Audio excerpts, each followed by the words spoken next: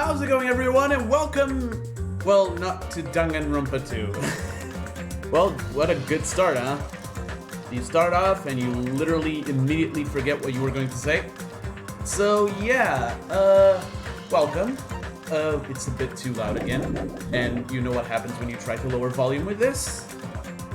Alright, let's start from the beginning, shall we? How's it going, everyone? And welcome back to Danganronpa 2 Goodbye Despair. But this, as you probably saw from the title, is not exactly that.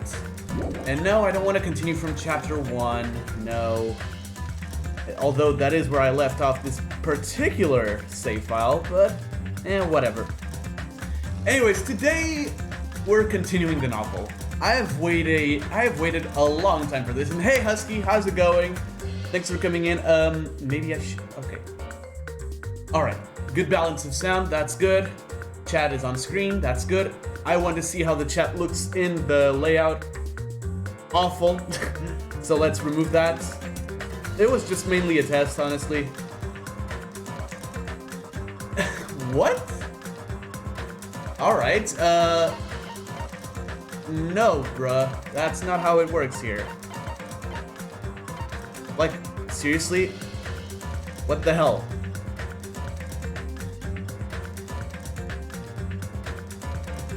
That's a warning, by the way. Next time you're banned.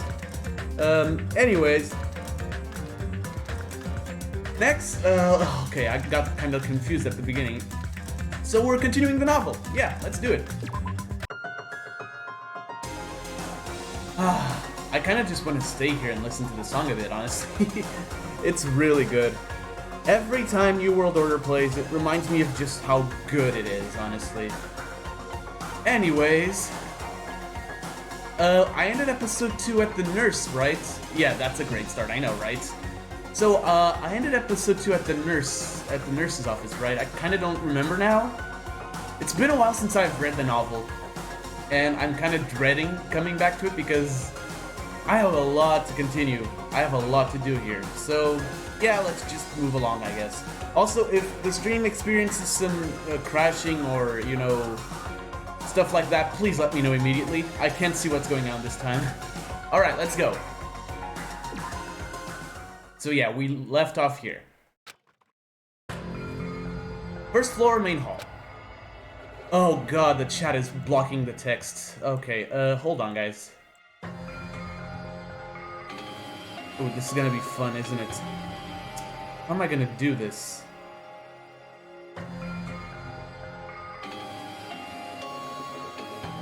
Alright, I guess this works. Mukuro continued moving forward and was fortunate enough to not encounter Sakura or Mondo. With no interference from anyone, she made her way to a hall as large as the gym and stood before the sealed main entrance.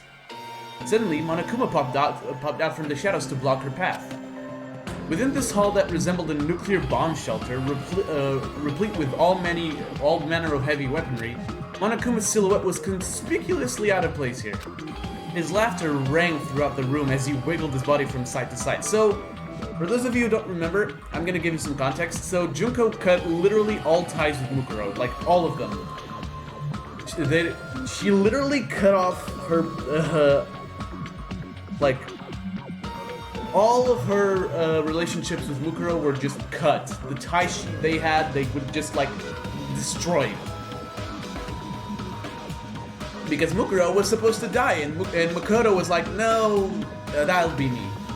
And Makoto saved Mukuro. Oh god, this is confusing already. It's been a while, I'm sorry, I'm probably gonna pick it up as long as I keep reading.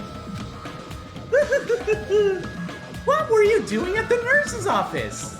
Did you eliminate your rival from Makoto's affections? Oh, he's talking, Monokuma's talking about Kyoko. Or did you help play matchmaker instead? Either way, don't you think it's kind of adorable to put Makoto and Kyoko in this kind of situation together? If this were a suspense film, those two would be the last couple standing. Ouch. But if this was a horror movie, they'd just die anyway. The killer was alive all along. Splat goes the blood, plop goes the meat. I'm a huge fan of endings where the characters think they're gonna live, but they're really headed to final destination. Wait, what the hell is a tenation? Oh, death tenation, I get it. Haha. What does that even mean? Despite Monokuma's angry complaints, Mukuro remained unperturbed. She continued to stare icy daggers at Monokuma, as if she was waiting for him to finish speaking. Hold on, is everything... Yes, everything's going fine, that's good. Well, anyway, I'm just so sad right now. A regulation-breaking delinquent is disrupting the harmony of this peaceful academy. I can't even keep one of my students from What? Come on, seriously? I can't even keep one of my students from running wild. Time to say goodbye to your incompetent headmaster. I'm gonna use Monokuma Evolution to become a big Magnum Headmaster and mold you into a decent student. No, BBR, and how's it going? Things are coming in. As soon as he said that, Monokuma extended his claws and waddled toward Mukuro. So if I'm gonna mold you, I gotta kill you first. Right as he finished speaking, Monokuma suddenly charged at Mukuro like a spiked volleyball. But Mukuro was faster and dodged Monokuma's attack. Are we even surprised at this point? Like, seriously? Are we even surprised? Also, there's a bit of delay today, so I'm sorry about that, like 35 seconds of delay. She jumped back, keeping her distance from Monokuma, just in case his claws could extend even longer. Just then, a shadowy figure appeared next to her. Mukuro twisted her body to its limits and just narrowly evaded the figure's attack. When she landed on the floor, she immediately saw... So, what does the immortal killer want, anyway? Are you gonna tell the others the truth and escape with them? Bad stuff. We don't talk about it. Even though you know what the outside world is like right now. I thought it was Junko, what the shit? Okay, apparently it's Monokuma. I'm sorry for the voice. Honestly, I don't mind if you do that. I can just imagine the look on everyone's face when they discover the truth. It fills me with such heart-throbbing excitement. The two Monokumas continued to speak in stereo sound.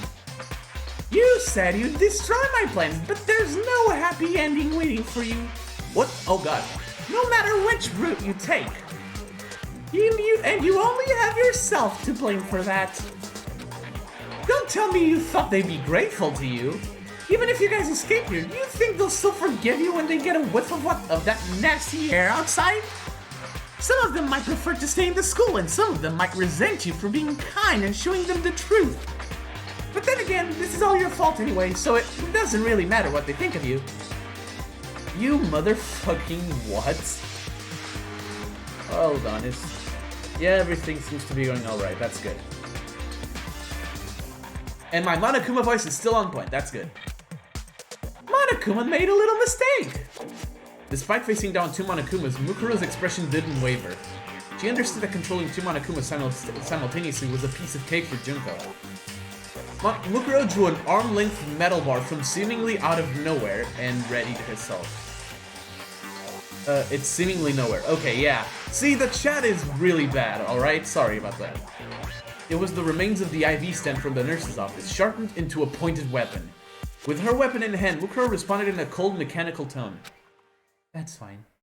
I'm already used to that. Where's the turn the Monokuma into a football option? Ball Monokuma is a thing, Husky, you know that. None of the fear she felt when Monokuma suggested that Makoto would blame her appeared on her face. Her path was clear to her now, and she calmly issued her demand to Monokuma. Junko, open the gates. The shock of such a straightforward demand left both Monokumas momentarily speechless, but soon they replied, Huh? Why? So we can all leave together. Another straightforward answer. Both Monokumas faced each other and began gesturing as if they were whispering to one another. God damn it, Junko. Mukuro knew their movements were intended to mock her. Unmoved, she continued to speak to Junko directly. I think they'll understand if I show them the outside world. Yeah, okay, it's outside world. This time I got it right. See, I can't see the word world. Oh god, maybe. And then they'll stop doubting Makoto. You always find new ways to disappoint me, Mukuro. Did you forget why the school has an air filtration system? Yeah, but that basically sort of collapses by the end, doesn't it? It's really, really stupid. Because by the end, when they leave, it's like nothing had ever happened to the air. They can just breathe. They can breathe just fine. Like, what? It's true that the air outside is polluted, but I don't think it'll kill us immediately. Besides, it's better than being trapped in this school and forced to kill each other. How can you be sure the others will go along with you? You know what I mean, right? Before the former headmaster got turned into space dust, he interviewed the others, and they all agreed that they wanted to stay in the school. That was before their memories had even been erased.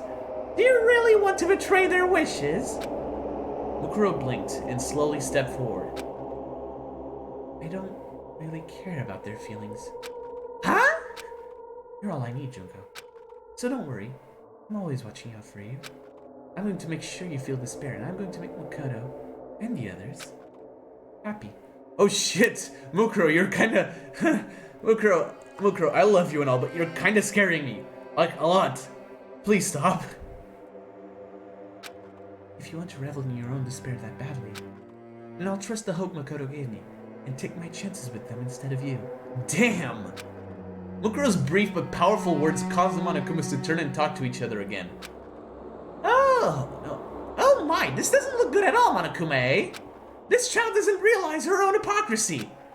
She's so disappointing that she's starting to reach critical mass, right, Monokuma B? The two Monokumas looked at Mukuro, who seemed ready to destroy them, and said, What do you think, Monokuma C? Isn't Makoto literally, like, dead? Kind of. Yeah, sort of. Yes, and I love it.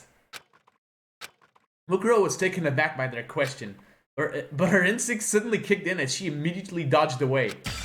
At that moment, a third Monokuma, claws extended, passed by where her head had been previously. This new Monokuma unit landed with several spins and faced Mukuro, who had clung to the remains of a surveillance camera still attached to the ceiling. I agree with you both, A and B. The three Monokumas lined themselves up. God damn it, I just imagine Junko like raising up 10 to the 60th Monokumas. You know what I'm talking about, right? To the students locked inside the academy, this sight would have been akin to a nightmare. Right on! The three units began speaking in perfect harmony as their 6 eyes locked upon at Mukuro. Suddenly, they each jumped away in 3 separate directions and kicked off one of the walls. The path of each unit's triangular attack all converged on a single point, Mukuro, who was still clinging to the ceiling. Mukuro is Spider-Man, apparently. Spider-Woman. She was surrounded by razor-sharp claws coming at her from different directions. But this situation wasn't even a nightmare to Mukuro. Compared to the time she fended off 3 assassins who had invaded her camp one night back when she was still a member of Fenrir, this was nothing. God damn it, Mukuro. Do you have limits? Do you know what being human is? Do you? I don't think you do. This thought crossed Mukuro's mind as she dangled from the ceiling above with one hand and thrashed her limbs around like a tornado. Intercepted by this move, the Monokumas fell to the floor with a loud crash. Mukuro landed on the ground and chased after one of them, brandishing her metal bar. Suddenly, she stopped moving and took a huge leap back. One of the Wait, what? I am her limit. Yeah, leap back, okay. One of the Monokumas exploded with a deafening roar. He had detonated the bomb inside of himself in an attempt to take Mukuro down with him. But thanks to her own battlefield instincts, Mukuro managed to avoid the explosion. Dude, not even Nagito could defeat her, remember? Oh, I guess spoilers for the anime. But then well, actually no, Nagito never faced her. The one who faced her was Peko. Nagito got out-bullshitted. That's even better. She looked toward the hallway, expecting the explosion to have attracted the attention of Sakura and the others. Have you forgotten they're still in the gym? But she didn't hear any footsteps approaching. Monokuma's voice rang from within the dense smoke. Oh, you don't have to worry. I already told the other students to assemble in the cafeteria. They were eager to follow my orders after I told them I had disarmed the poison gas, and that a special police unit was coming to get them. I'm pretty sure Kyoko and the others are all in the cafeteria by now. I'm sure Makoto is with them too. I doubt Sakura will get too rough with him, but I'm sure Byakuya will torture Makoto once he wakes up. I can just imagine him rubbing salt or pouring soy sauce into his open wounds. Man, I'm getting all hot and bothered right now.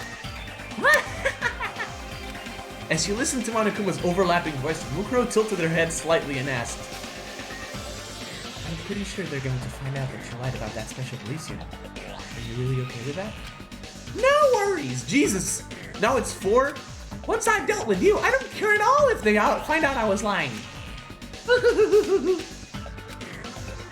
Oh, it's 5. Oh god. You still don't get it. You're such a disappointment. It suddenly dawned on Mukuro. Not the reason why Monokuma didn't care if the students found out he lied, but rather that the voices of the Monokumas in the smoke were gradually increasing in number.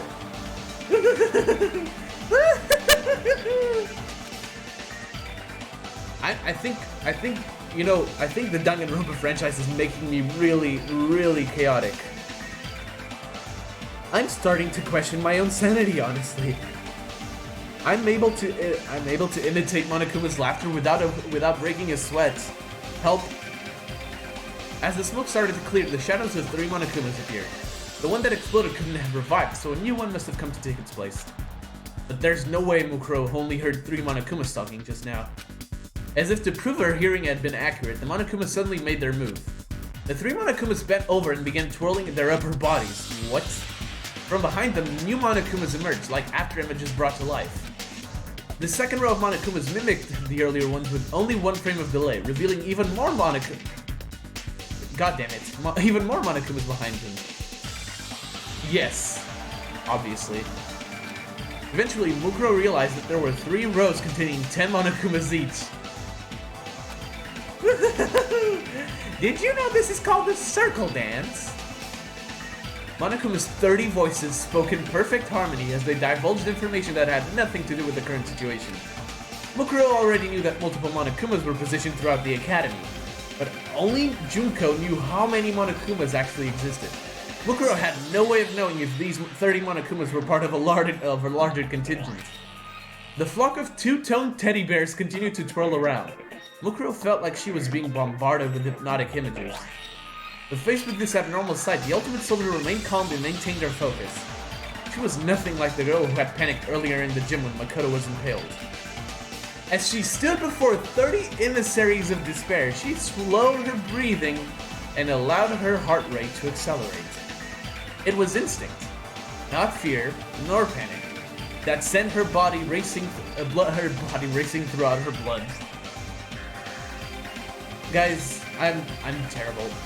That sent her blood racing throughout her body, speeding up the reaction time of herself. As her senses sharpened, the Monokumas began speaking to her again. Uh-oh, I think Mukuro is going Ultra Instinct, guys. I think this is it. This is actually it. Makoto was in pain. I know! Shut up. Shut up, I know Makoto was impaled. We read that. Also, Mukuro is going Ultra Instinct, just letting you all know. Don't worry, I'll make sure Makoto doesn't die.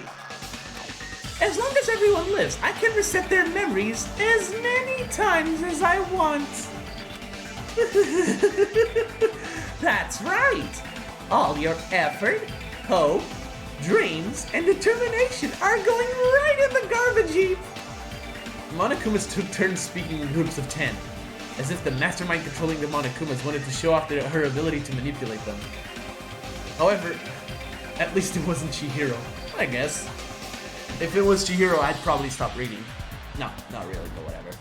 However, the Ultimate Soldier knew that what the true purpose behind all of this was. More cultural instinct. I'd rather not.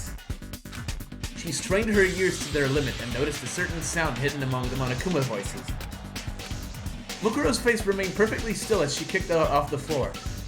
The moment she moved to the side, a roaring sound shook the entrance hall. Ooh, sorry about that.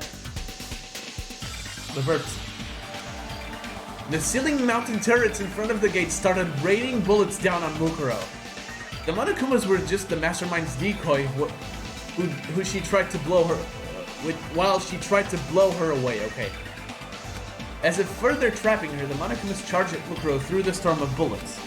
Mukuro guessed that the mastermind programmed their movements in advance so they wouldn't get hit by a single bullet.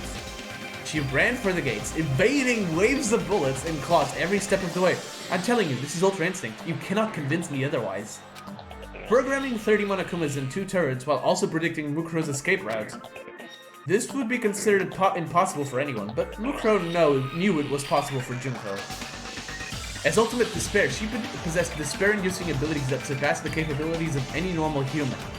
Her display of power was only for filling Mukuro with, well, despair. Yes, despair. The scene playing out in front of Mukuro was brimming with despair. The adorably deadly Monokumas laughed and danced like reapers as bullets whizzed through the air. It was despair to the point of absurdity, and it was all for Mukuro. But in the presence of such despair, Mukuro felt a strange serenity. For me? Junko's doing all this for me? Junko, are you watching me right now? Is that a question? Come on, Mukuro, be real with me. Is that actually a question? It's not very hard to see that it's not a question. In the end, perhaps Mukuro really was a disappointment. She clenched her fists. Junko, thank you. The sound of gunfire overshadowed her whisper, and Mukuro felt completely silent. As a member of Ultimate Despair, Mukuro's heart was filled with joy. Though she was filled with emotion, her eyes had lost their sparkle. Silence filled the air. Even the gunfire from the turret seemed to stop for a moment. But that was only an illusion to the one controlling Monokuma. Something strong enough to silence the gunfire and avoid being picked up by the sensor spread through the school with Mukuro at the center. I'll make sure I do this right. With that final thought, she closed her mouth and turned off her emotions. As she ran through the waves of scorching bullets, the air around her began to grow colder. As this coldness spread into her heart, it began to beat in a mechanical fashion. Oh no, don't die! Several seconds later, Mukuro's body and mind melded together and became one with her surroundings. Her temperature now dominated the battlefield. Seriously, are you unstoppable? Despair, bullets, and Monokumas filled the area. Mukuro predicted their movements and jumped into the air without any hesitation. One of the Monokumas jumped at her, but she avoided its attack, kicked his body, and launched herself in mid-air. Bullets pierced through the space Mukuro was previously occupying, striking the falling Monokuma right through its internal bomb. The impact of the bullet caused it to explode, sending firing Monokuma parts everywhere. As she rode the blast wave, Mukuro balanced herself in midair as she kicked away three Monokumas that leapt after her. She moved so gracefully, she was practically flying. In contrast, the Monokumas threw themselves into the path of oncoming bullets, exploding one after the other. Some of them exploded near the main entrance, but the blast didn't even leave a scratch. Yeah, I agree, like what the fuck is wrong with you, girl? I mean, not that anything's wrong with you, that's awesome. And I can't even begin to imagine. With full control over the entrance hall, Mukuro evaded bullets and confirmed that the bombs inside Monokuma weren't enough to destroy the door. But she refused to stop. Mukuro needed to get information on what she must do to escape the academy. She had no desire to kill Junko. Mukuro wanted to fill Junko with despair by instilling hope into the future of Makoto and the other students. That was Mukuro's ultimate goal. Get information. In contrast to her determination, her mouth stayed shut. But this did not mean Mukuro was not currently speaking to Junko. Damn. Okay, I'm really liking this. This situation. This battle of death and destruction was a conversation of sorts for Mukuro.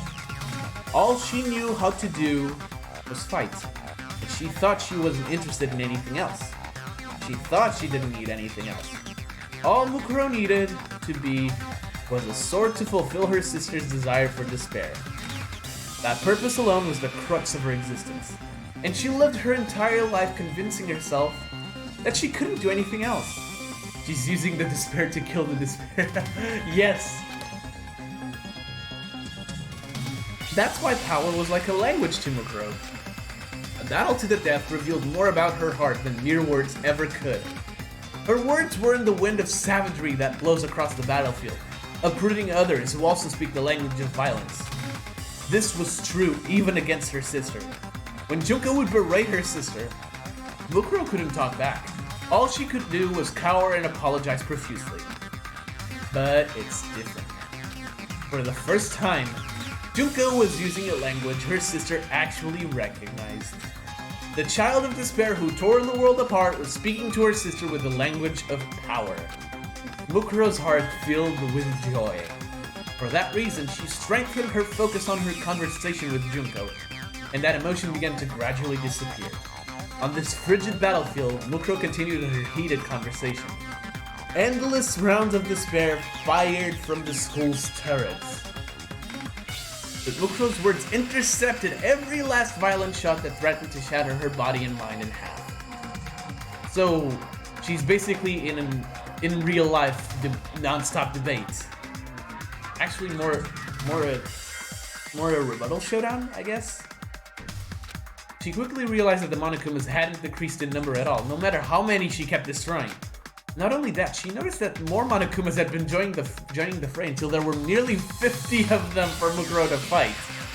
But Mukuro's resolve wouldn't break so easily. As she continued to will her power, her heart began to fill with something that was neither hope nor despair. Lol future. She learned despair from being abandoned by Junko, and she learned hope from her acts of violence. I'm not sure you know what hope is, Mukuro, but whatever. For Mukuro, who had no interest in this world, this small space in front of the gate was a reflection of her life, a representation of her perfect world. This disappointing girl, filled with endless disappointment, who knew of no other way to live, continued her lonely dance. She surrendered herself to the rhythm of despair which accompanies the music of hope. God, this is the most Danganronpa thing I've ever read. Oh, end of chapter, thanks. I need to breathe for a second. Whew. Computer room's innermost area, Monokuma room. How much time had passed? The surveillance cameras at the gates were capturing footage of countless Monokumas falling at the hands of a child who felt like a raging demon. The Monokumas bolstered their numbers, and now 100 of them were trying to sink their claws into Mukuro. Most of them were running on autopilot. No, Nagito didn't kill those people. Oh no, stop. Nagito did nothing wrong. I mean, what? No, Nagito did a lot wrong. God damn it. Most of them were running on autopilot, reacting to her movements based on prior information they had received in advance. But despite standing before hundreds of mechanical adversaries, Mukuro's face showed no fear. She hadn't sustained a single injury, giving her a presence that was nearly divine to behold. You were saying she was God, right? Though Sakura Ogami was powerful enough to injure her arm, Mukuro, in her current state, could potentially fight Sakura to a draw now, even without relying on firearms. She took complete control of the battlefield, taking in her surroundings as if they were a part of herself. She dodged attacks from the rear as though she had her eyes on the back of her head, and stabbed through Monokuma's weak points with her metal bar. No matter where the attacks came from, Mukuro deflected them all as if her skin were covered in eyes. Describing her as ultimate no longer did her justice. Mukuro had transcended the boundaries of humanity and becoming a pure killing machine. Yeah, that's what I was asking before. Is she even human anymore? But despite that, even though she understood the ludicrous power her sister possessed, Junko was not afraid. She felt not one iota of fear. After all Junko can feel is despair. She even started to admire her sister's attempts to fill her with despair. But that sentiment quickly filled Junko with an orgiastic ecstasy of despair. Yep, that's Junko, alright. Junko knew. She knew that Mukuro was neither hope nor despair. She was just a phenomenon. A disappointing girl who no longer understood herself, who only knew how to be violent because it was all she could believe in anymore. Mukuro had become an avatar of destruction beyond that of any military force. She couldn't even be considered a soldier anymore. She was a natural disaster, like a typhoon or a tornado.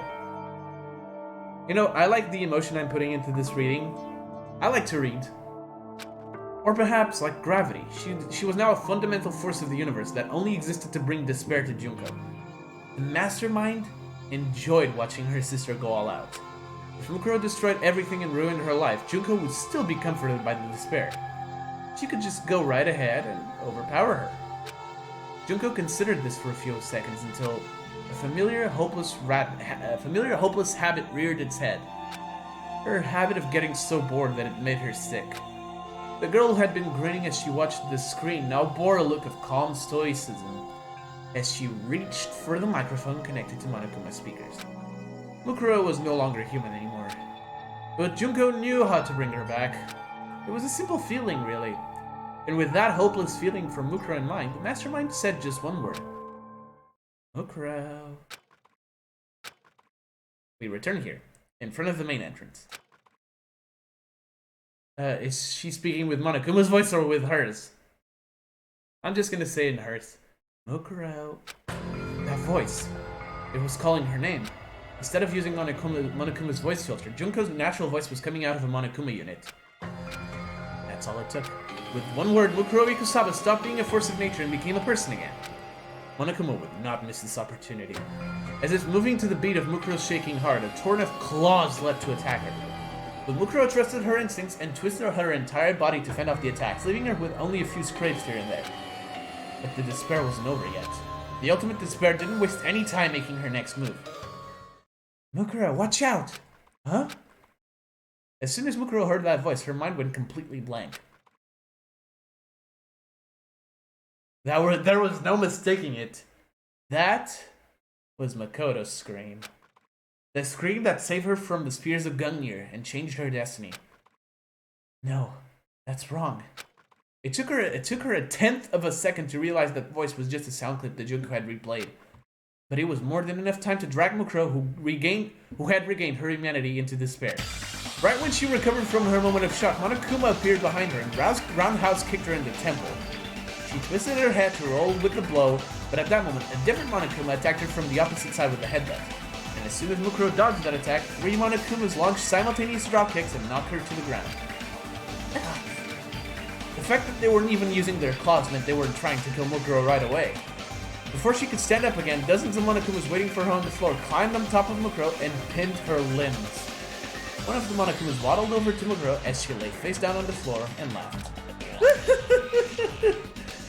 A pretty girl getting pinned by all these me's.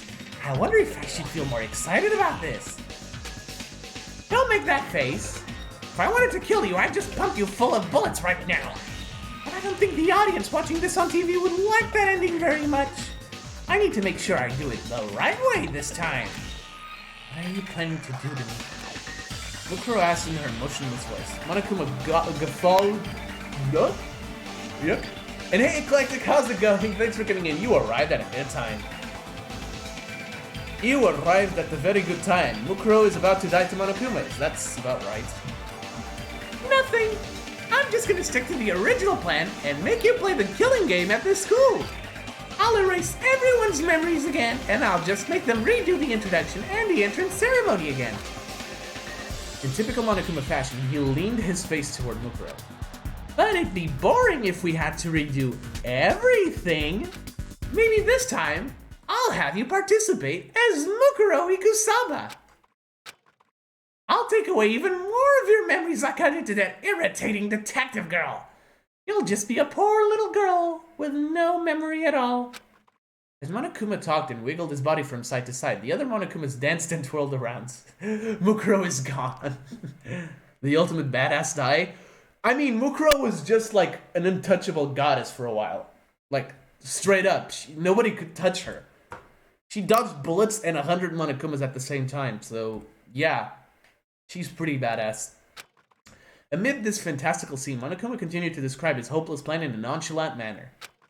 At first, you'll be the girl with amnesia, and everyone will feel so sorry for you. But as they unravel the mystery of this academy, they'll find out who you are. It's exciting to think how they'll treat you when that happens. Knowing you, though, you'll probably kill someone purely on instinct. Maybe I should rethink my rules about self-defense. You can't. Her memories would be erased.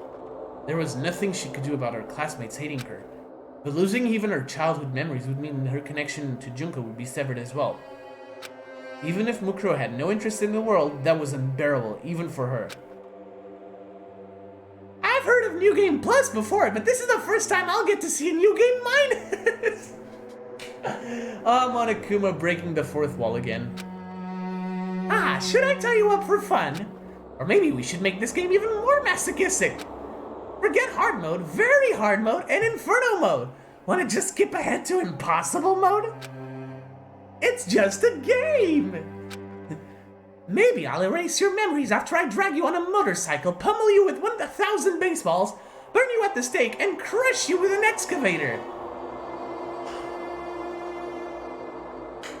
Boy, can you not? Please. Especially the excavator one. That one hurts. A lot. I'm not even gonna lie. That one really hurts. Mukuro knew what Monokuma was talking about. He was describing the tools they had prepared for the various execution they had planned for the students.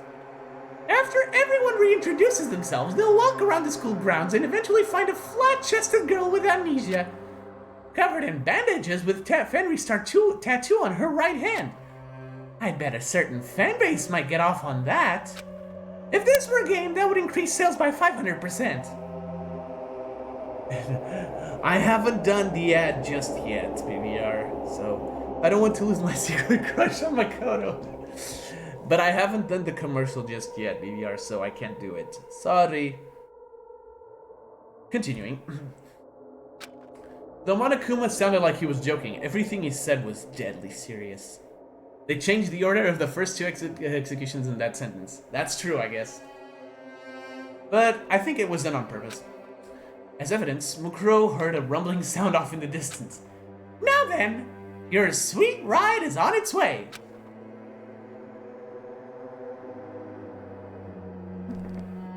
Based on the engine's noise, Mukuro surmised that it was the large motorcycle that was supposed to be used for one of the executions. Mukuro, run. I took the time to bring this all the way from the punishment room, so you better be grateful. I'm not gonna make it now. I need to prepare myself. The sound of the roaring engine grew louder and louder, like the approaching footsteps of death. Mukuro wondered how Monokuma would drive it with such tiny arms and legs. But then she remembered she was dealing with an ultimate despair. Junko would make the impossible possible just to bring out about despair. Hey BVR, this sounds incredibly familiar. A despair that went hand in hand with Mukuro's fate. Did I fail? Yeah, that's true. That's actually very true. Oh god. I completely forgot that Sakura was supposed to be the first killer. However, I couldn't fill Junko with despair. I couldn't save Makoto and the others. Questions raced through Mukuro's mind, but she wasn't able to answer them. There's no way she could have answered them so easily. After all, she was still alive.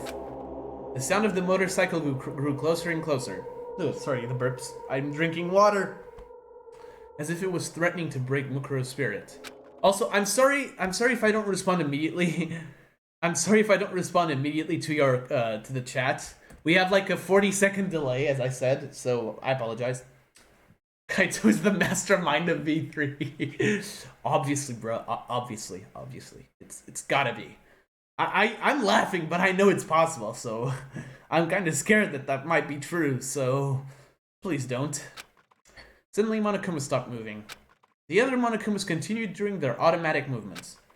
As this strange event unfolded, Mukuro noticed something. The motorcycle had suddenly gone quiet. How? He doesn't know who it is, Eclectic. He doesn't. He's still playing V3 with me. After a few seconds, the engine exploded to life and began to approach even faster than before. Only a few seconds later, what appeared in front of the main entrance was an enormous motorcycle that plowed through groups of Monokumas like a predator hunting its prey. Rentaro is! Of course, Rentaro is. Honestly, I'm still not 100% convinced that Rentaro doesn't have a bigger role in this. We still don't even know his fucking talent. The rider of this motorcycle was none other than Mondo Owada. Hey, that's my bro. Mukuro and Monokuma were both visibly shocked by this turn of events. Yeah, well, I mean, it was kind of obvious after Chapter 1. Instead of addressing them, Mondo accelerated the motorcycle he stole from Monokuma directly toward Mukuro. Just before his front tire touched Mukuro, he popped a reverse wheelie and turned the entire motorcycle around. What? What is happening? The back wheel swept over Mukuro's back, knocking away all the Monokumas that were pinning her. Hey, can you stand? Mondo asked, and begrudgingly offered his hand to Mukuro. Confused, Mukuro took his hand and stood up. What are you doing, Mondo? I was so close. What are you doing, Mondo? I was so close! You'll have to wait for Eduardo to finish the game. And you guys will have to wait until I upload until episode like 20 for me to continue recording V3, because according to my calculations, it's been like a month since I touched the game. It's very sad. Not in his normal voice, but as the hacker, Besiki Madrai. Oh, okay, yeah, right. Oh, yeah, you're Besiki or whatever, right? That's right! Why are you helping a terrorist? I ain't bragging about this or anything, but I have no clue if you or this girl is lying. The vein in his temple began to bulge, and his cheeks flushed with anger as Mondo said, Still, I ain't the type to just stand around while some idiot gangs up on a girl. What are you saying? Get a hold of yourself! You must be experiencing Stockholm Syndrome! You've deluded yourself into thinking you're friends with the criminal who's taken you hostage! Monokuma tried to explain to Mondo, but he ignored him, took Mukuro's hand, and pulled her into the back of the motorcycle. Oh, shut the fuck up! I don't know nothing about Stockholm or syndromes, but don't go acting like you can boss me around. As Mondo shouted, he revved the motorcycle as if he was using it to punctuate his words. The ceiling-mounted turrets began moving, but the two disappeared before the turrets could aim at the motorcycle. As they zoomed through the hallway, countless Monokumas chased after them, waving their claws wildly through the air. Seriously though, what the hell is happening? Why? Asked Mukuro. Huh? Shouted Mondo. His voice was even louder than the sound of the engine. Don't get the wrong idea. I don't trust you at all. He lowered his voice slightly, as if he were whispering to himself. Still, I don't know why, but I felt like I could trust what he said. He? Inquired Mukuro. But there was no time for questions. Come on, Mukuro, think! Who else could it be? The unit leading the Monokumas chasing after the motorcycle had almost caught up to them, and then, like the enormous maw of some fearsome creature, they brandished their claws in perfect unison. At that moment, the motorcycle zoomed by a certain girl. A girl whose fighting ability surpasses that of any normal human, the strongest girl on Earth. Of course, it's gotta be her, with a fighting spirit that... IF better than Trigger Happy Havoc? So far, yeah! So far, yes, absolutely, and I would not say otherwise. This is insane! And I'm sorry if my microphone cannot capture my emotions properly. With a fighting spirit that defied comprehension, the ultimate martial artist kicked off the floor. The sound even louder than the motorcycle's engine filled the room. When Mukuro looked back, she saw Sakura landing on the floor, sending the pack of Monokumas flying several meters away. Sakura? If she heard Mukuro mumble her name, Sakura didn't acknowledge it. Like a statue of a fearsome god king, she calmed her breathing as she stood before the pack of Monokumas ready for battle. See, where was this during Trigger Happy Havoc? God damn it. Your pursuit methods seem unbecoming for one who claims to be the ultimate hacker. An overpowering aura seeped from their skin, and her skin shimmered as an intense heat began to fill the hallway. Unlike the power of Mukuro's sheer violence, this was the power of martial arts. Mukuro froze the air around her, and time along with it. I just realized. Mukuro froze the air around her, and time along with it. Insert JoJo Bizarre Adventure reference. That's all I'm gonna say. But Sakura was generating enough heat to boil space itself as if... okay, I'm sorry, but what the fuck? What the fuck? We're not dealing with humans, guys. We were too busy dealing with a boring protagonist. I mean, eclectic, there is a reason why I placed Makoto at number 3. Just saying. Yes, exactly my point. With that heat stinging her back, Mukuro looked ahead. Ifumi and Chihiro were cautiously peeking from behind the door leading to the dorms, while Aoi and Taka kept watch from inside the building. After passing them by, Mondo slowed down the motorcycle as he reached the front of the cafeteria and turned into a complete stop. The other students looked warily at Mukuro. But among these students, Mukuro noticed two people who weren't regarding her with suspicion. One was Kyoko, who seemed to be studying the situation. The other one was a skinny boy who was leaning against Kyoko's shoulder. Skinny boy! Leaning against Kyoko's shoulder. Leaning. Probably hurt. There's only one person. Makoto? Mukuro's lips began to tremble as she sat on the back of the motorcycle. Ignoring the pain coursing through his body, Makoto smiled at Mukuro and repeated what he said to her earlier. What, really? Ouch. I'm glad you're safe, Mukuro. Unfortunately, Mukuro was unable to realize her hope of filling her little sister with despair. Instead, she had successfully planted the seeds of hope into her fellow students. Next chapter. Makoto had barely regained consciousness while Mukuro was fighting the horde of Monokumas at the main entrance. When he woke up, he did something extremely simple. He talked about his memories. Most of the students were still skeptical, even after listening to Mukuro's recorded confession on Chihiro's laptop.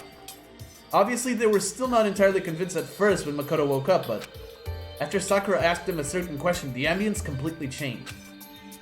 Then beyond the walls of this school, the world is completely destroyed.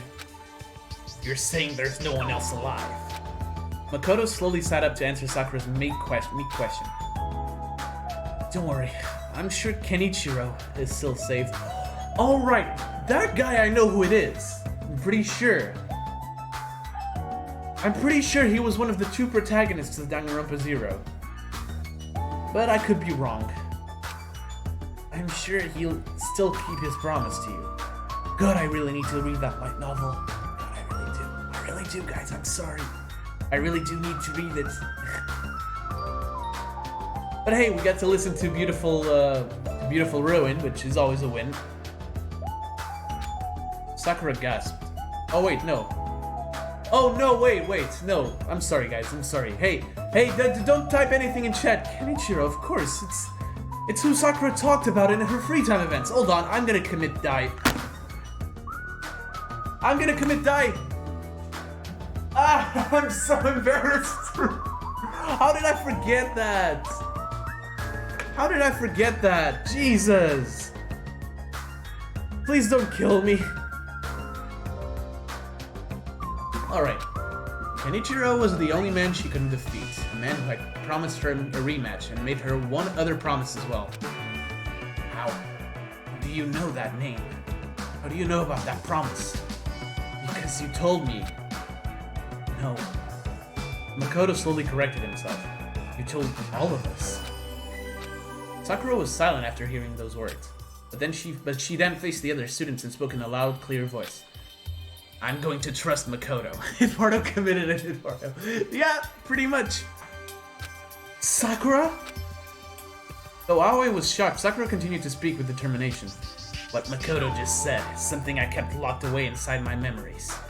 In fact, I was planning to keep a secret until the day I died. But if I shared that secret, that means there was once a strong bond between Makoto, myself, and with my fellow students as well. Makoto continued to talk in a gentle tone. Though it couldn't have been good for his health, he continued to slowly talk about the memories that the other students no longer had. Why do you know about the story I'm planning to write? Are you a specialist NAN user who can predict the future? Oh, that's Toko, absolutely. Oh no, it's Ifumi. Okay. Why do you know about the story I'm planning to write? Are you a specialist NAN user who can predict the future? I should have guessed when he said that part. You already finished that story, Ifumi. You had me help you with inking. Wait a sec. How do you know I extorted money from that girl related to the Kuzuryu clan? Ifumi's dead. Just nope. Because you even tried to sell my organs to them. Oh wait, no, that's not Ifumi, that's... Oh my god, I'm committing all sorts of atrocities against the Danganronpa community, and I'm very sorry. That's hero. Because you even tried to sell my organs to them. These wounds were excruciating, but even so, Makoto kept smiling and talking about their lives together. As if it was his duty to do so now that he had regained his memories. As the other students listened to him, they slowly began to realize something. The vivid accounts he was providing couldn't be explained as just passing knowledge. Clearly some kind of bond between them had all been erased. Only Byakuya remained cynical. There's no way I could have grown closer to any of you. It's likely that you're all secretly working together. Shut up, Eclectic. I am tired, alright?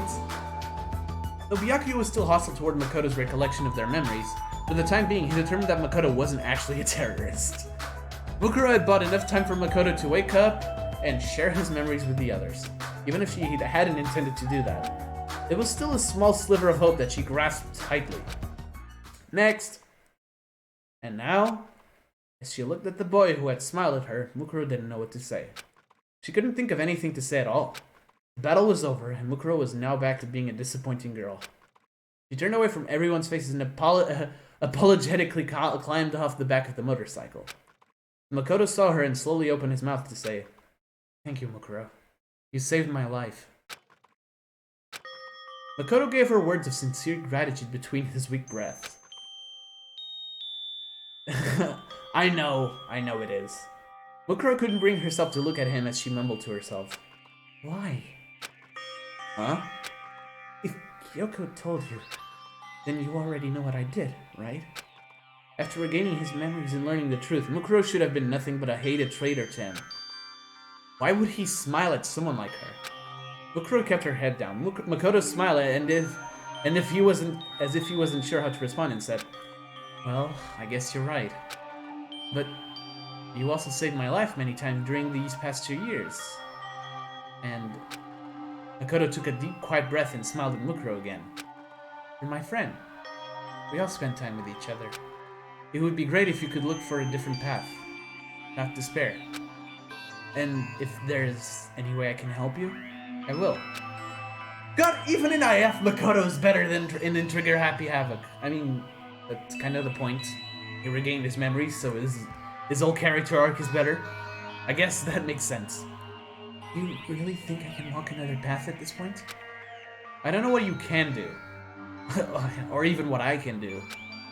But I think it's more important to look for that path instead of actually finding it. Was this intentional or a coincidence? Was this intentional or a coincidence? Just before he regained his memories, Makoto had said something similar to Mukuro when she spoke to him in the nurse's office as Junko. Regardless of whether he lost his memories or regained them, those words revealed Makoto's true character to read. As Mukuro confirmed that to herself, Makoto blurted out something that was almost too trusting. And it's not just you. Even Junko can. Okay. See, I'm drawing a line there, Chief. But he was immediately interrupted.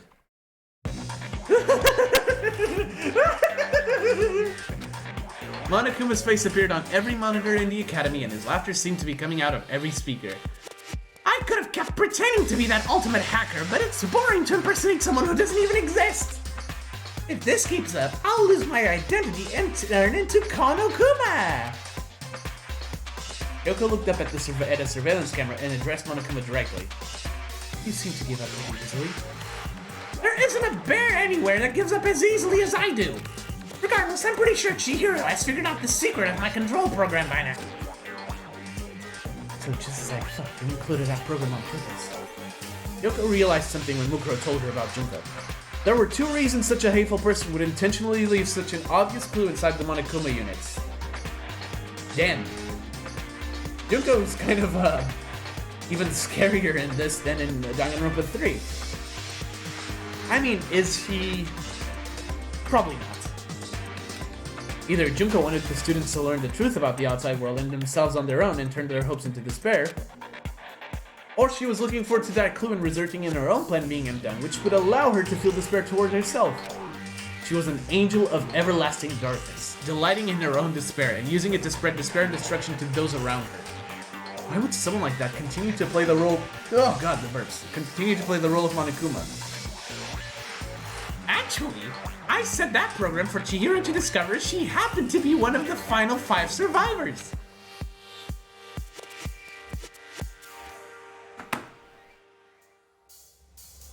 What? What? One of the final 5 survivors? No, hold on. This is huge. I guess, yeah. I mean, I kind of don't like the way they reworked her talent in Danganronpa 3. But she was still amazing in the anime, don't get me wrong. Final 5 survivors. Dude, that's insane, alright? Anyway. I feel so bad and empty that my preparation was a waste, but I'm going to think about it positively. The word retreat doesn't exist in Monokuma's dictionary. The nervousness began to grip the students as Monokuma continued talking in his relaxing, uplifting voice. Now then, it looks like everyone's here, including Toko, who's still tied up in a room. So let's start the heart-throbbing, exciting special graduation program The graduation program. Oops, Danganronpa 2, guys. Huh? The students broke out in noisy confusion, but Monokuma ignored them and kept talking. Don't think about it too hard. Relax. Change Ilax to Ooper for all I care. I'll still be the most adorable bear here. Byakuya, visibly annoyed with Monokuma's nonsensical ramblings, shouted, I already know it's you, Junko. Stop this stupid game and show yourself. Oh my, don't you know? If you want to lure the mastermind out of her havenly hidey hole, you need to bring a worthy sacrifice. You're not worthy enough at all. You really think the mastermind would show herself for your pathetic hope and despair? He roared maniacally then began to explain the special graduation exam. If you pass my exam, everyone will graduate, but if you fail, you'll be held back for a whole year. I'll reset your memories, give you a fresh new lease on life, and you'll reintroduce yourselves at the start of the school year again. They say people's lives don't come with reset buttons, but I'm not a person. Whether it's soft resets or hard resets, I can do as I please. Yasuhiro seemed confused, but the other students knew what Monokuma meant by reset. Of course, Hiro is the only one who got confused by that. He was going to force them to relive their school lives once again. As Yasuhiro struggled to understand, Taka pointed at the nearby monitor and shouted, Stop this already! No matter what you do to us, we'll never commit murder. These past few days should have already made that clear to you. What was that? Jumped Monokuma. Are you serious? Of course, no one here would ever take another human being's life for any reason. Trigger-happy Havoc begs to differ. As Taka shouted, one of the students, a pale-faced girl standing apart from the others, looked away. Sayaka. Yep. It was Sayaka. As she trembled, a voice popped up from behind her. What do you think, Sayaka? She couldn't even turn around from sheer terror, but Sayaka knew. She knew Monokuma was standing right behind her. Do you really think none of you will become a killer? Monokuma leaned towards Sayaka and asked her a question only she could hear. By the way, Sayaka, why did you go to Makoto's room when nothing strange had happened yet?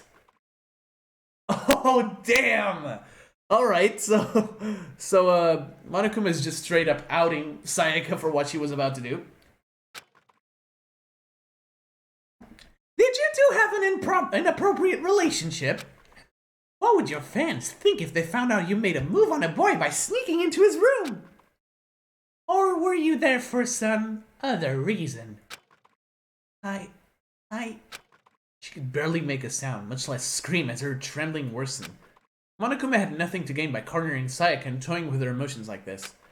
He simply wanted to see the young singer fall into despair over a true character. And for that reason, Monokuma did not relent. Hey! What were you trying to do to your close friend you've known for the past 2 years? Well, I guess. But she was... Her determination from last night blended with the memories Makoto had recounted, and ate away at Sayaka's mind like a disease. As her mind began to rip itself apart, she fell to her knees.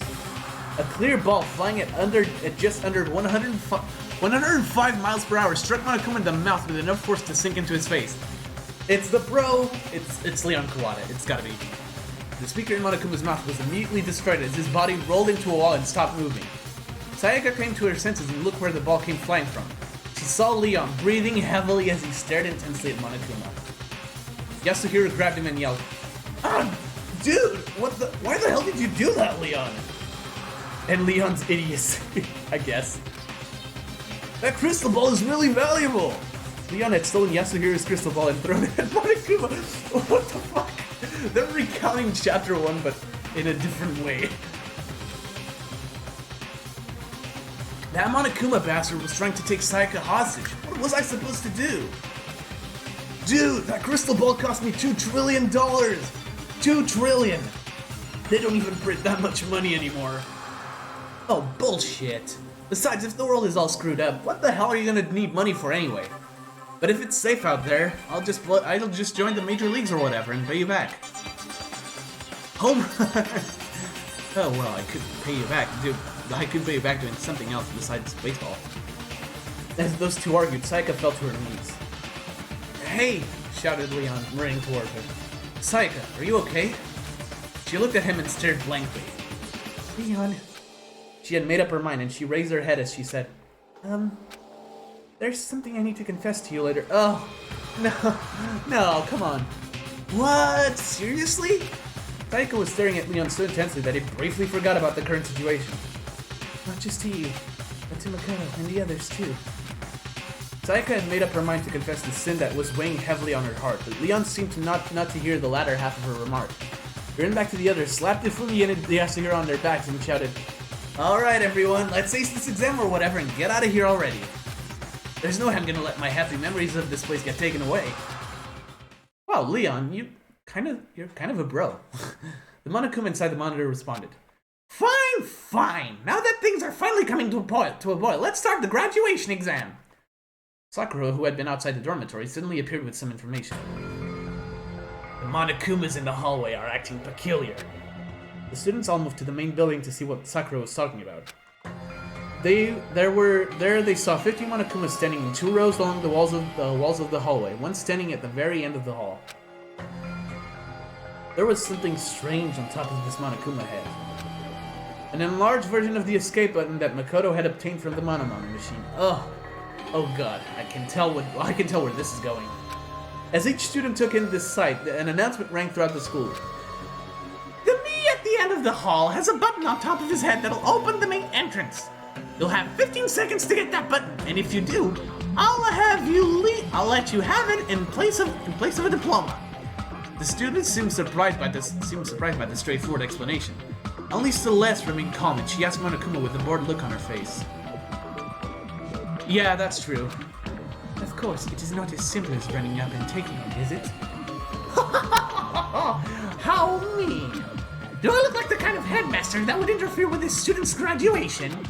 Forget the gunfire salutes. I'm gonna send my graduates off with some fireworks. 100 fireworks to be exact. Enough for 20 seconds of hardcore partying." Oh, my voice is going. I'm gonna have to stop soon. The more perceptive students immediately realized what he was talking about. The bombs installed inside each Monokuma, they would explode one after the other, filling the hallway with fire as soon as time started. After 15 seconds, the me standing at the back of the hallway is gonna sacrifice himself to give you guys one final firework. By the way, this probably isn't important, but that button isn't very durable. This graduation exam was Monokuma's way of saying that he had no intention of letting anyone leave. It was clear from the explosion the students saw during the entrance exam that the halls of Oak Street Academy would be bathed in fire. Even if someone was lucky enough to survive the explosion, the burns on their body alone would be enough to send them back into a fatal shock. Really? Oh god. I did not expect that. Well, I guess we're gonna finish it today then. Their lungs might be completely incinerated by the scorched air after that. Even if they sacrificed one student to run through, the odds were low that they would even succeed. But there was no reason for every student to run in at once either, and a shadow of despair fell upon their faces. I see where this is going. I really do. Please don't do it. Nice! Very nice! I almost want to take a picture so I have those faces as a souvenir. As Monokuma laughed from behind the monitor, Sakura stepped forward. I'll do it. Oh, god damn it! I've only seen the explosion once, but I believe I'm capable of withstanding its power. No! Shouted Aoi. You can't! Even you couldn't handle 100 of those explosions! Sakura shook her head. I'm the only one who even has a chance. Suddenly, Mondo remembered the motorcycle he parked inside the dormitory and said, Hold up! That motorcycle might be fast enough to go through those explosions. Oh, okay. I'll do it. Don't be hasty, urged Sakura. Even if the motorcycle isn't harmed by the explosion, that doesn't mean its rider will be. As Sakura and others continued their debate, one person stepped toward the hallway lined with Monokuma's. Yep. I'll do it. Mukuro! Okay, another typo. Mukuro, with her back facing Makoto, turned her head to the side slightly and gave him a small nod. She knew it would come to this. She knew why Monokuma would pose such an impossible exam. Junko is already looking forward to the next despair game. She's going to erase everyone's memories, including mine. She just wants to torment us and fills with despair before that happens. But Mukuro knew her sister's personality all too well, and that's why she was confident. She knew that the escape button was real. Whenever Junko brought despair to others, she always made sure there was a possibility that despair would befall her instead. If the students won this gamble and made it through this horrible situation, they would finally escape to the outside world. That outcome would obviously fill Junko with immense despair. In the same way she left a clue in Monokuma's control program, Junko could not be satisfied unless she took pains to assure her own destruction. It was this quality that made Junko the ultimate despair. That's why Mukuro was determined to do it. She knew she was the only person who stood a chance of making that outcome possible, even if she had to risk her life. But right now, Mukuro wanted to live more than anything. She wanted to hold on to this world, a world she had no interest in previously. She didn't even know if this hesitation she felt was disappointing or not. But she wanted to live and continue searching for a new path. Can I just say how much I'm enjoying this? And how much this is actually pretty sad? God damn it. A path where she could abandon her submission to despair, where she could accept the sins of the past and continue to live. Mukuro, who was known as a war machine, found her heart beset by overwhelming fear and anxiety. Until now, it had never occurred to her that determination was necessary to live. As if she was brushing that fear aside, she quietly said, Thank you, Makoto. Unfortunately, the words she said to the boy who showed her new possibilities never reached his ears. Sakura, however, heard her and frowned as she said, You're planning to sacrifice yourself as an act of penance. I'll stop you with all my power. Though her words were firm, there was an unmistakable affection hiding in them. Both girls had dedicated their lives to battle. And yet, Mukuro felt a twinge of jealousy towards Sakura for possessing something she lacked. Mukuro leaned towards Sakura and whispered in her ear. What? Are you serious? As Sakura's frown intensified, Monokuma's voice blared throughout the halls. Alright, I'm gonna start the exam now! Yeah, a lot of potential. Ready? Set? Go! There was no time for questions or objections. The frontmost Monokuma exploded, sending a roaring wave of heat throughout the hall. But Mukuro didn't look away. She began moving, powered by resolute determination. Oh, I don't want to continue. Monokuma room. As soon as the graduation exam started, the mastermind focused her and controlled entirely on the Monokuma holding the escape button, and completely synchronized her field of vision with it. With it. Yep, I was right. She knew what was going to happen next. She could predict what her sister Mukuro would do in this exact situation, where she would choose to focus her superhuman skill with weaponry. And so, through Monokuma's eyes, she watched the scene unfold exactly as she had predicted. A pointed metal bar burst through the explosions, heading straight for the weak point of the Monokuma holding the escape button. Specifically, it was aiming for the point where the bomb's detonation system and Monokuma's power source overlapped. It flew straight and true, as if it had been fired by a master archer. In order to bring despair to Monokuma, and to extension Junko as well, the super soldier known as Mukuro Itusaba threw the pipe like a spear so it could attack the same weak point she had pierced in the nurse's office. As explosions filled the hallway until only fire remained visible, the spear's speed and precision as it soared to its target defied all human logic. But the mastermind knew. She knew Mukuro had used her power to fill the world with despair. Power was all that disappointing girl had. But that power was useless against Monokuma. The mastermind had predicted that Mukuro would put all her effort into that throw, and Monokuma caught the metal bar perfectly between his hands. The force of the throw knocked Monokuma back several yards, but the pointed end of the bar never pierced through its chest. Well, that's a rip. Well, that was disappointing. The mastermind turned to look at the different monitor. She wanted to see the look on Mukuro's face when she realized that she failed to strike Monokuma. The despair of seeing the final Monokuma explode right before her eyes, completely obliterating the escape button. She wanted to sear this memory of her disappointing sister's final moments as her newfound hope sank into a dark pit of despair. On instinct, she turned her attention to the surveillance camera that hadn't been destroyed. But instead of seeing Mukuro and the others, she only saw Sakura, who looked as though she had finished launching an attack. Did they outsmart Junko? That's bullshit. She only thought it was strange for 1 second, but then the hopelessly powerful mastermind completely understood the situation and shifted her point of view to Monokuma. Because of that single second, Junko would feel just a pang of despair. They outsmarted Junko! 3 seconds left.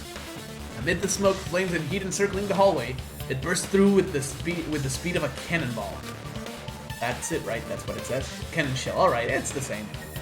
It glared at Monokuma with hot, boiling eyes that betrayed the icy expression on its face, and then, sharply, swiftly, strongly, it transformed into a living weapon that cuts through everything, revealing its true form in that hall of despair.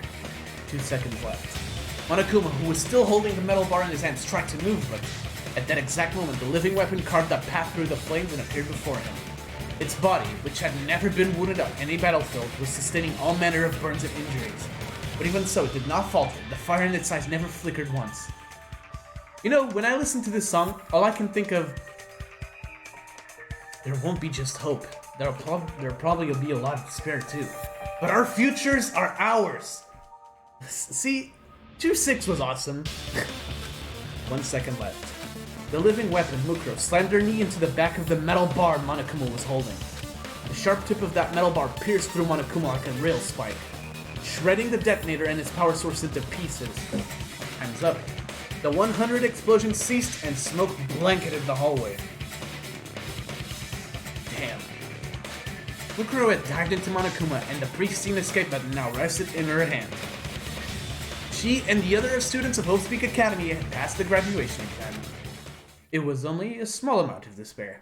Monokuma had tasted it in only 3 seconds. Damn. First floor, hallway. Junko. Mukuro looked down at Monokuma. Yes. Could no longer move or self-destruct. When she spoke to him, a static-filled voice emitted from his mouth. It seemed his communication function still worked. I never expected you to do that. He still sounded like Monokuma. It seems his voice modulator wasn't harmed as well. I must have overestimated you. I never thought you'd need anybody's help on the battlefield. And I give the signal. Please launch me forward with a roundhouse kick. Oh, okay. Mukuro whispered these words to Sakura just before the explosion started. After Mukuro threw the metal bar, she jumped into the air and at the exact time Sakura unleashed a roundhouse kick. Damn! Right when Sakura's foot made contact with her own, Mukuro used the force generated by her kick to propel herself at Monokuma.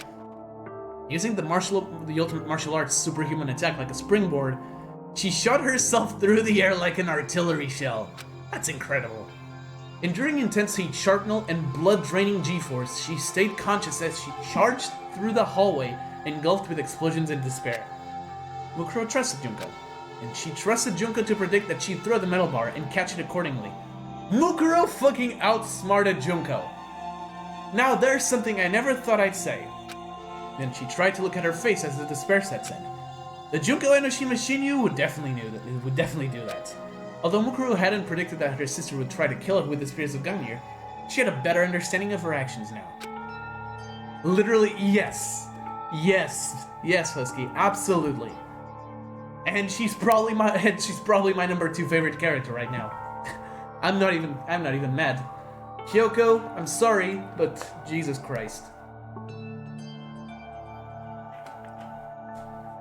Kyoko, I'm really sorry. As Mukuro stared Monokuma in his face, all he could do was laugh scornfully.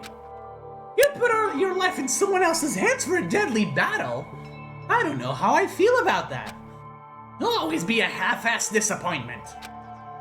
I guess this time I'll just say I lost because I didn't see this much disappointment coming. Yeah. The end. Mukuro shook her head at Monokuma. No, you're wrong, Junko. Huh? If you want to talk about winning or losing, I think we lost before we even started. Mukuro's eyes shifted from side to side as if she wasn't sure of something, and she fidgeted in place as she continued to talk. No matter how much despair they felt, you didn't think they'd kill each other the way they were before. That's why you erased their memories. They aren't like the others you forced in the past. You knew these students would never do it. That's why you believed, isn't it? What are you talking about? So, it's okay, Junko. I'll bring back everyone's memories someday, and I'll show you everyone's happiness and their bonds. I'll show all that to you, and fill you with even more despair. Mukuro nodded after she said this, and as if to cheer her sister up. After several seconds of silence, Monokuma responded. You finally beat me this one time! And that lame speech is the best you can do? Yes. You're such a disappointment! You never fill me with despair. It's just constant disappointment. After pouting like a sore loser, Monokuma continued to speak in his usual tone. But you guys will be back. And when that time comes, I'll invite you guys to a wonderful place. I found out about this fun island while I was running things here. Oh gee, oh golly, I wonder what island is he talking about? I don't know, guys. It's just such a mystery. I don't know. I don't know. Don't. Let's continue. This bit's overplayed.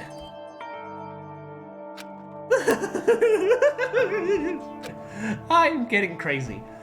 Monokuma's laughter filled the room before the static finally cut out and his remains fell silent. He wouldn't be talking again anytime soon. The mastermind was already preparing a new despair to bring to the world and to the students of Hope Speak Academy, Junko included. In the end, the mastermind stayed in her Monokuma persona until the very end, and Junko Enoshima never showed her face again.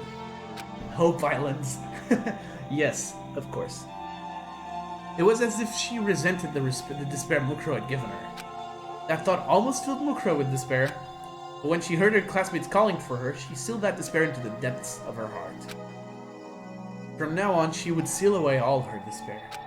And one day, when she can give Junko the perfect despair, she'll unleash all the despair she stored and plunge with her sister into a dark abyss. I won't leave my little sister alone. In the end, that was the first hope the disappointing older sister had felt since she was a child.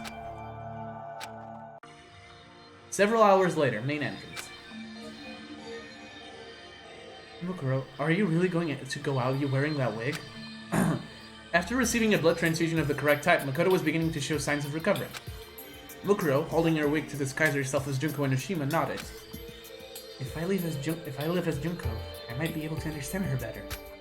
Despite that, Mukuro's voice still sounded like her own, as if she hadn't fully decided. And I've made up my mind. While I'm out there, I've decided I'll accept everyone's hatred toward me and toward Junko. I can't die until I've destroyed all the despair that Junko has spread. The damage that ultimate despair inflicted upon the world could not be measured in terms of money, culture, or even human life. Television broadcasts had already been informing people that Junko Enoshima and Mukuro Ikusawa were the heart of ultimate despair. Among the survivors in the outside world, there are still people who hadn't been tainted by despair yet. Okay, let's continue. Regardless of the fact that she released Makoto and the others, to these survivors she was nothing more than the reason the world ended. And to the terrorists wearing Monokuma masks who continue to ravage the world, Mukuro was nothing but a traitor. She was now in the hopeless situation of being enemies with most of humanity. But Mukuro wasn't making a big deal out of it. I'm going to try not to kill anyone who comes after me for revenge. Wouldn't it be safer to just turn yourself in? Wondered Yasuhiro. Well, you might just get executed instead. But you could live to be an old lady. I don't know who's talking, but you could live to be an old lady if your trial keeps getting pushed back. Oh, it's Hiro still. Well, you might be just get executed instead, but you could live to be an old lady if your trial keeps getting pushed back. Mukuro slowly shook her head at Yasuhiro. Loss, justice, these things no longer exist. Haha, nice. Is it really that bad out there? Maybe we should just stay here. Byakuya glared at Yasuhiro with contempt. Ignorant idiots should just shut up. Your fate won't change whether you stay in here or not. Though he was shocked to learn that the Gami Corporation had been destroyed, Byakuya continued to remain firm and proud, even toward Mukuro.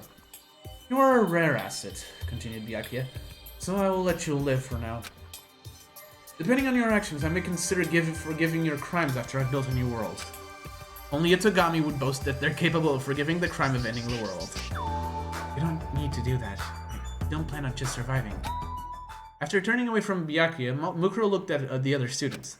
Everyone was reacting in their own way. Kyoko had a look of quiet preparation. Toko, having just changed back from Genocide Jack, was panicked and confused. Mukuro looked back on the 2 years she spent with him, then turned to Makoto, who shared the same memories as her, who gave him the escape button. Makoto, you press it. Huh? Me? I think it's better if you press it instead of me. As she watched Makoto accept the button with some hesitation, Mukuro thought about what Monokuma had said. Also, the day before the future, fantastic ending theme. You guys will be back. Mukuro knew that Monokuma was telling the truth. After all, the file that the students needed to fully restore their lost memories remained hidden in the academy. The research notes of Yasuke Matsuda, the ultimate neurologist. His research is the key to restoring everyone's memories. Oh geez, oh golly, I wonder where that was. Okay, I really need to stop. But this novel needs to stop with the Danganronpa 2 references, alright? Even if the students no longer have their memories, they may be able to repair the bonds they had built among themselves over the past 2 years. But as long as their memories remained unrestored, the mastermind can still repeat her deadly plan. Although the island mentioned earlier sounded strange, the students could not turn their backs on the despair facing them. Then let's go. Makoto remembered everything that was happening in the outside world. The boy who had chosen to remain inside the academy 2 years ago was now choosing to leave. How much did he struggle to come to that decision? But he was determined to face the despair awaiting him outside, and hid his internal conflict from the others. By protecting Makoto's hope, Mukuro would bring despair to her beloved sister. And she no longer knew if the end result of her goal would lead to hope or despair. I guess that's true. She pulled the wig over her head and hid her face with her hands. Was she smiling because hope was waiting for her? She was smiling! I can't, okay? I can't. I actually can't. Ugh. She was smiling. Or was she crying because her path would lead to despair? I prefer to think she was smiling, thank you very much. When she lowered her hands, her face was devoid of all emotion. Mukuro no longer knew what expression she would wear on her face. At the same time, Makoto pressed the escape button. The siren began to wail as the turrets retracted from the ceiling. From beyond the heavy door, a bright light appeared. An infinite number of ifs, and all the possibilities contained therein encased the world, accepting everything. You know what? I'm gonna let that slide because this ending is good. But this is the only time I'm gonna let that slide. Accepting everything. Hope, despair, and even the feelings of that disappointing girl, Mukuro Ikusawa. There it is.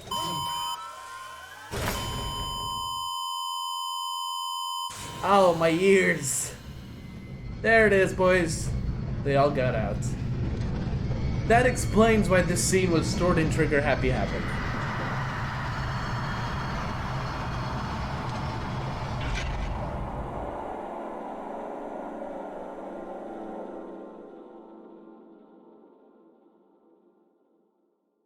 There we go. And with that, we finished.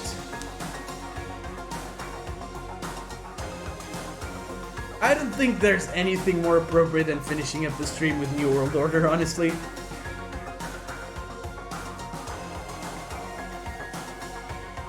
Yes, Chihiro is free, and that's the best part of the book.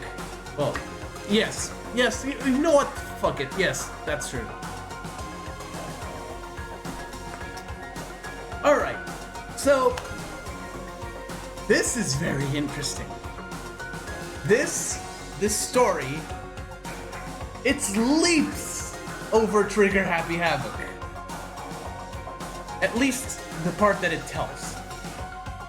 For example, there are some parts of Trigger Happy Havoc that are really good. Chapter 5 of Trigger Happy Havoc as a whole is really good. But goddamn, this one is amazing. And no one died. This story was amazing. And it gave me a completely new perspective on Mukuro. Perspective which, as you probably know by now, has moved her up a little bit. And when I mean a little bit, I mean top 2. She's probably my second favorite character in the first game. And honestly, she's probably my top 5 of all time right now. God, Mukuro's such a badass. Such a shame we couldn't get more of her in the original game. But I guess it makes sense. Regarding the story anyways, her twist was still a good one, even though she was already dead by then. You know, I enjoyed it. I really did. It's kind of weird, honestly. Because IF was this weird story that I didn't expect to enjoy as much as I did. But I did. And yeah, I guess that'll be it. I don't know, man. Yes, of course. That is the most important part. So, remember guys, there's a new top 10 coming out, not soon, like in 3 months. Give it 3 months and a new top 10 is coming out. And if I'm fast enough, immediately after that, there will be a video coming out on like gray area characters. Right now, I have a couple of them in my list that I want to talk about extensively. And yeah, this is gonna be another one of those. So yeah, expect something very fun. Tomorrow's stream will be probably Phoenix Wright, finally. And Friday, maybe I'll do something a bit different, I don't know. Until then, I need to start preparing for the return of university, which is next Monday. Yay. That was fun. But that was very fun. I really enjoyed reading it.